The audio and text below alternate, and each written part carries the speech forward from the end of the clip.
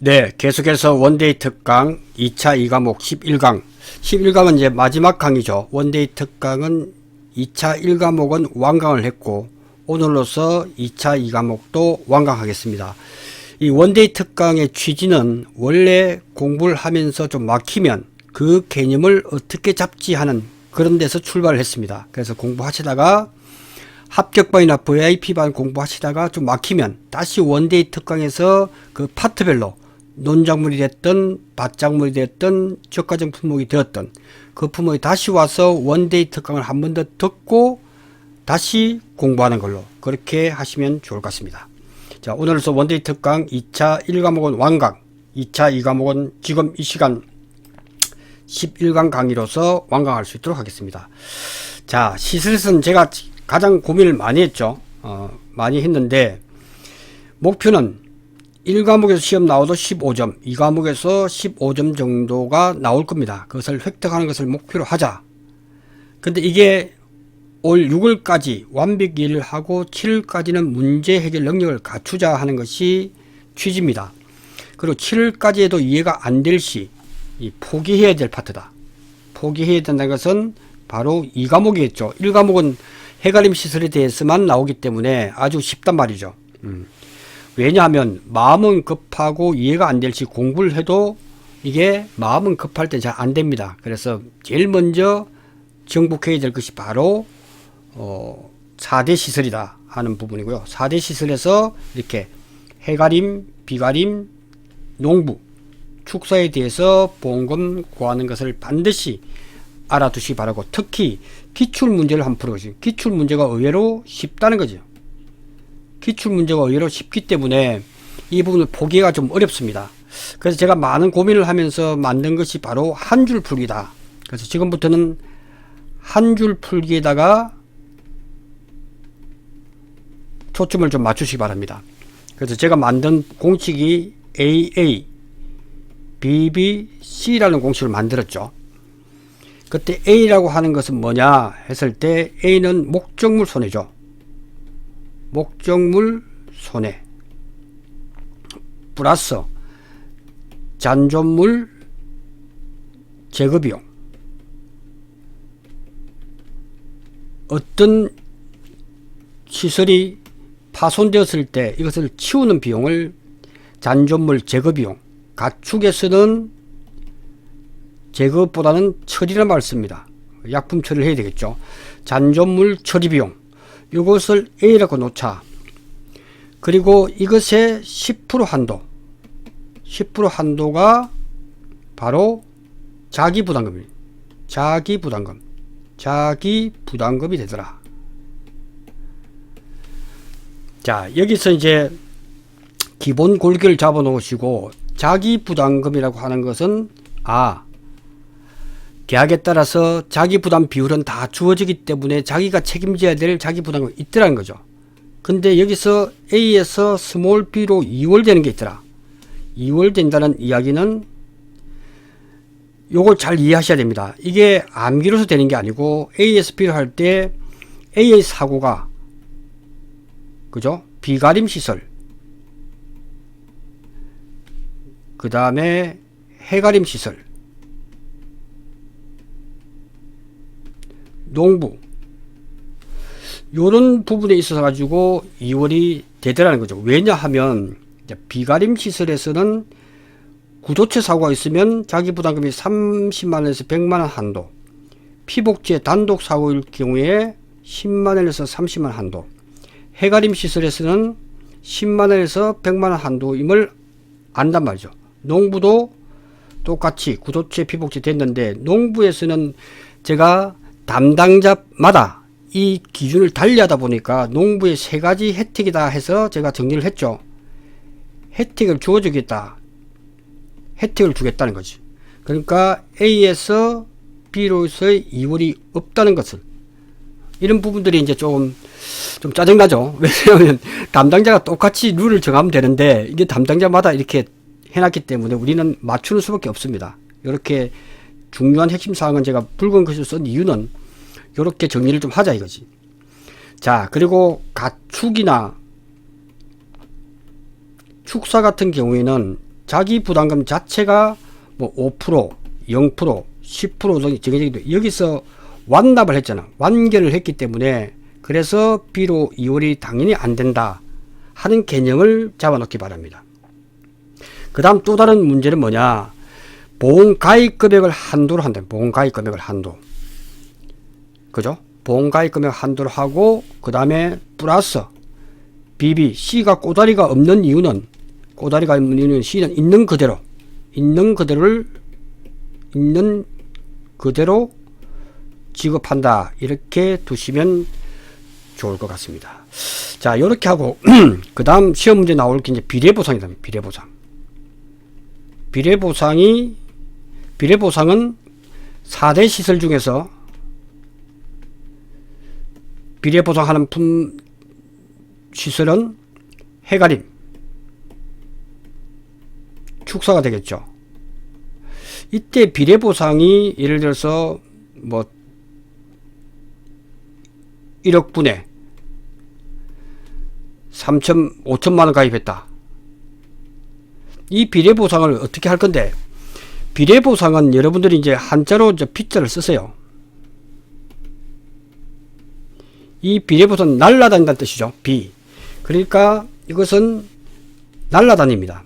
그러니까 여기에도 적용, 여기에도 적용. 그래서 날라다니 다 적용한다라고 개념 잡으시면 이상이 없습니다. 아, 비례보상은 날라다니기 때문에 어딘지 날아가서 A가 됐든 B가 됐든, 단 C에서는 아무것도 없기 때문에 별도다 하는 부분이고, 비례보상은 A든 B든 날아가서 비례보상을 적용한다 하는 부분을 정확하게 정리하면 큰 골격은 잡았다, 이렇게 보여지고요.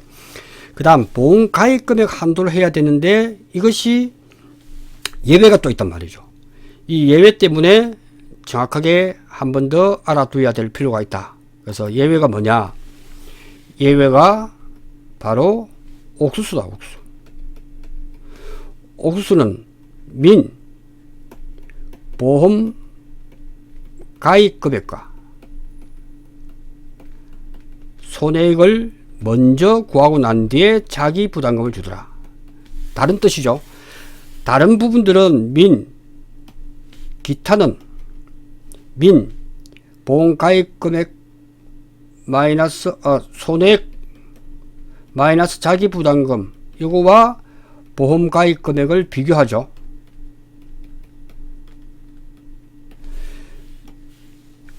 당연히 보험 가입 금액보다 적어지겠죠. 초과보험일 때는 보험 가입도 되겠죠.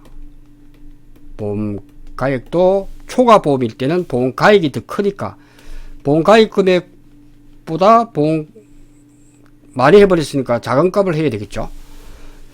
이렇게 보시는데, 이처럼 보험 가입 금액과 손해액을 먼저 하고 난 뒤에 이렇게 하면 항상 손해를 볼 확률이 높죠. 자기 부담을 별도로 빼니까. 이런 품목이 이제 가축과 축사에서도 존재하더라는 거죠.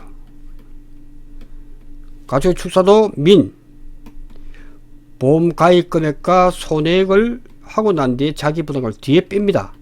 그래, 요것을 헷갈리기 때문에, 그래서 제가 한비자라 해서 춘추 중국시대에 한비자를 데려왔습니다. 그래서 한비자다 해서 이렇게 한번 써놓으면 기억하기 좋다. 한비자는 왜? 가축을 좋아했단 말이에요. 소, 돼지 고기를 잘 먹었습니다. 그리고 문제가 풀리지 않으면 외양간에 가서 잠을 잤다고 합니다. 외양간에 가서. 그러니까 축사죠. 그래서 한비자를 떠올리면서 이렇게 자기 부담금을 별도로 뒤에 빼주는 경우는 옥수수, 가축, 축사 이렇게만 해버리면 그래도 시험 나오면 헷갈리지 않을 확률이 높다라고 말씀을 드리는 겁니다.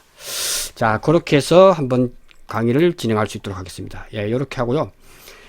그 다음 4대 시선 해가림, 비가림, 농부, 축산대, 이게 개념 정리가 잘 돼 있어야 된다. 그래서 먼저 비례보상 부분이 이제 나오죠. 비례보상을 둘 중에 하나 외우면 되겠죠. 비례보상은 해가림 시설과 축사는 비례보상 한다. 근데 하지 않는 것은 더 쉬울 수 있다. 왜? 비가림 시설과 농부, 이거는 가입 시에 잘 보시면 이유가 있다는 거죠. 가입 시에 비가림 시설이니까 비를 막아주는, 그죠? 포도를 이렇게 그려보면 팔자가 보이잖아요. 팔자가, 그죠? 그러니까 80%부터 130%를 가입을 하고, 농업용 및 부대시설은 10% 업하죠. 90%에서 130%를 가입한다라고 했기 때문에 처음부터 80% 이상 가입했네 하기 때문에 비례 보상하지 않고 나온 것을 전부 다 지급한다. 축사일 경우에는 50%도 가입을 가능하기 때문에, 그렇지만 축사는 이 건축물하고 가장 유사하죠. 그래서 일반 화재보험 가입 시에는 가액에 곱하기 80%를 미리 해줍니다. 훨씬 유리하죠.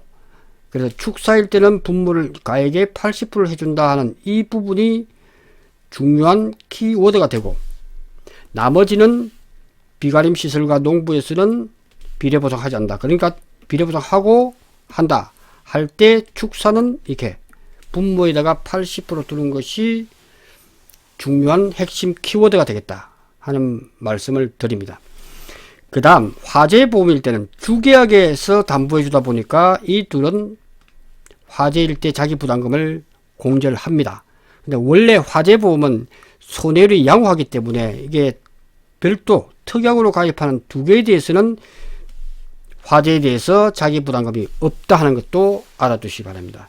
자, 제가 지금 드린 말씀이 주요 키워드이기 때문에 그것 중심으로 정확하게 알아두시면 좋을 것 같다. 해가림 시설은 인삼, 포대참, 그 다음에 원예시설 작물 및 버섯 작물, 버섯 재배사, 그 다음 보험가액의 80%를 적용한다. 이렇게 핵심 키워드를 알아두시면 좋을 것 같습니다. 그 다음 제조달 가액은 신가죠. 신가. 그래서 이 한자로 신가에서 정확하게 알아두시면 좋을 것 같고, 그 다음에 신가에서 경영감가율을 이렇게 공제해 주는 것이 시가잖아요. 떼시자, 그죠? 시가다 하는 부분에서 반드시 알아두시고, 이 시가는 곧 중고값이다 이렇게 알아두시면 좋을 것 같습니다. 그리고 중고값이라는 건 내용 연수가 10년인데 10년을 경과했을 경우 가치가 암만 하락하더라도 20%는 장가율을 해주겠다는 거예요. 암만 우리가 오래 쓰더라도 그 장가율은 20%를 하고, 최대 계속 사용 중일 때 최대 이것을 30%까지 해줄 수 있다 하는 부분을 반드시 알아두시기 바랍니다. 그래서 시험에서 사용 중이고 최대값을 적용하라 했을 때는 30% 해주면 됩니다. 시간이 내용 연수를 지났더라도 30%까지 해줄 수 있다 하는 부분이고요. 그 다음 농부의 세 가지 혜택을 제가 강조하는 이유는 이 B그룹에서 자기 부담금이 없기 때문에 그래요. 그죠? B 할 때 스몰 b에서 자기 부담금이 이월되지 않는다 하는 것이 농부의 세 가지 혜택이다. 제도별 가입 특약에서 가입 선택이 가능하더라. 보험료를 아끼기 위해서 제도별 가입 특약을 가입 안 하는 경우도 있고 가입하는 경우도 있다. 그래서 경영감가율을 월 단위 감가를 적용하더라. 이 온리가 틀렸죠. 이제는 해가림 시설에서도 월 단위 감가를 적용하겠다라고 나옵니다. 네, 그렇게 정리하시면 좋을 것 같습니다. 자, 보험금은 손해액 마이너스 자기부담금, 비례보상, 그죠? 제가 설명을 드렸죠. 해가림, 축사, 장가율의 개념. 그러니까 한 줄 풀기를 하자 하는 것이 제가 핵심 정리로 말씀을 드렸습니다. 자, 비용 손해 정리할 때 먼저 손해액의 10% 한도를 적용하고 그 다음에 요 범위에 들어가는지를 봐야 됩니다. 항상 손해액의 10%를 먼저 해야 됩니다. 요일 때 A일 때 목적물 손해가 나오더라도 목적물 손해액이 딱 나오면 목적물 손해액이 나오면 이때 잔존물 제거비용은 목적물 손해액의 10% 한도만 적용합니다. 두 번째, 자기 부담금을 할 때는 이것의 10% 한도를 먼저 구하고 두 번째 그것이 요 범위 내인지를 봐야 됩니다. 그렇게 보시면 좋을 것 같습니다. 그 다음 축사일 때는 설수진 화풍이라고 설수진풍이다 해서 플러스 화재 이렇게 구분해서 자기 부담감 차이가 나기 때문에 이렇게 일단 설수진풍 화재 이렇게 해 두시면 좋을 것 같습니다. 자, 보상한 손해는 인사면 여기서 플러스 조수해가 포함이 되겠죠. 이런 부분에서 꼼꼼하게 챙겨주시면 되고, 자, 이 문제 8회 기출됐을 때 손해액이라고 줬단 말이죠. 손해액이 잘못된 문제임에도 불구하고 많은 분들은 이게 주니까 경영감가를 적용하라라는 의미에서 저는 잘 맞았습니다.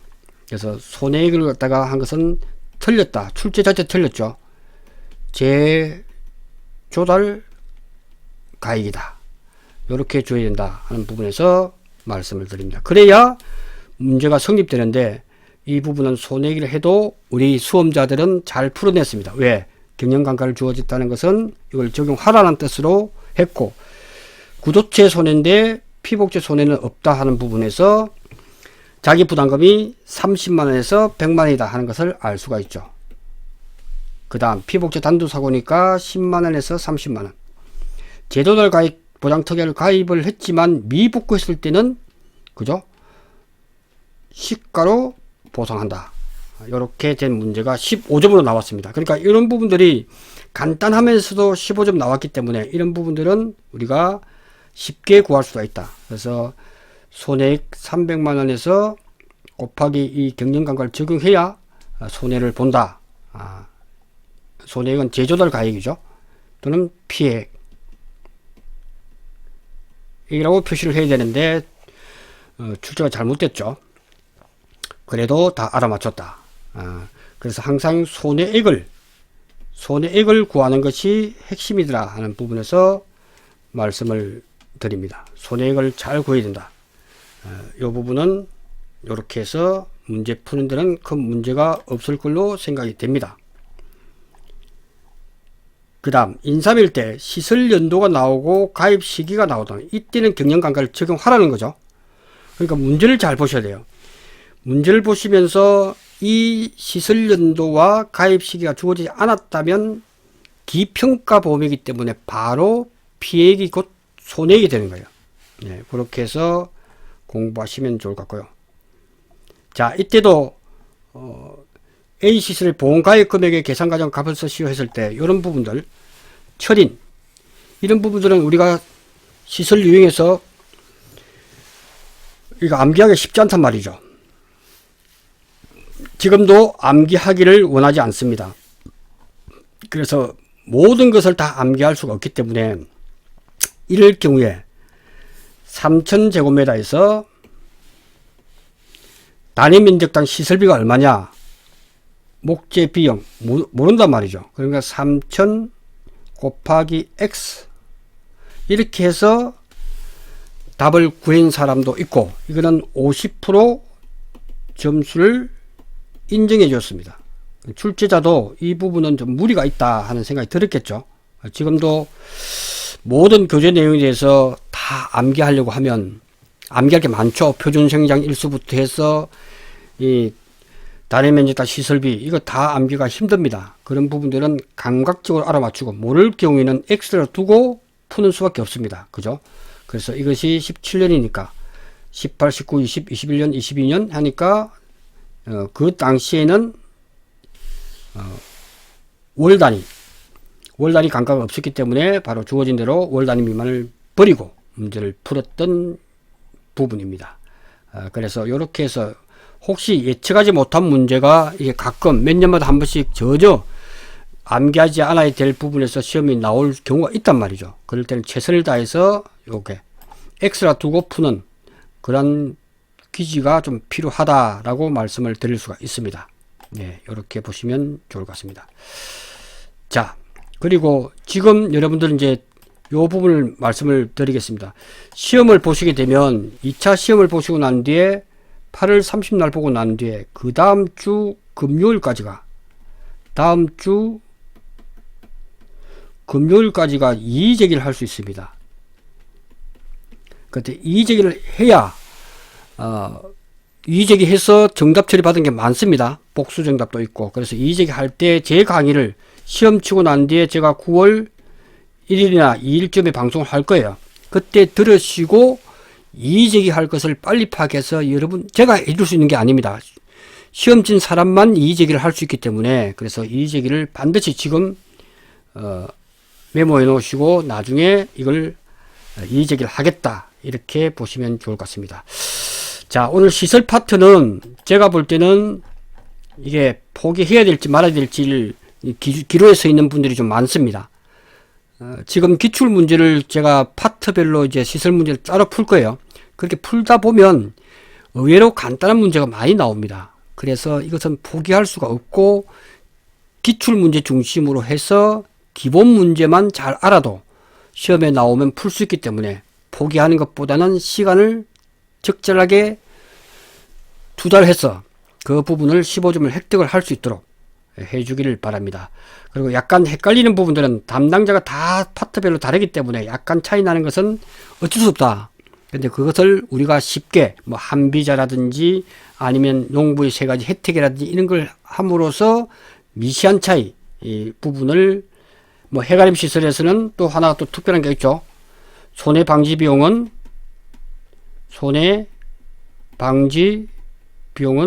20만 한도. 이게 시험에 나온단 말이에요. 그래서 제가 해비치 호텔, 해가림 시설의 해비치 호텔, 해비치 호텔의 방값, 손해 방지 비용의 방값은 20만 원이다 해서 한도를 그렇게 설명을 했죠.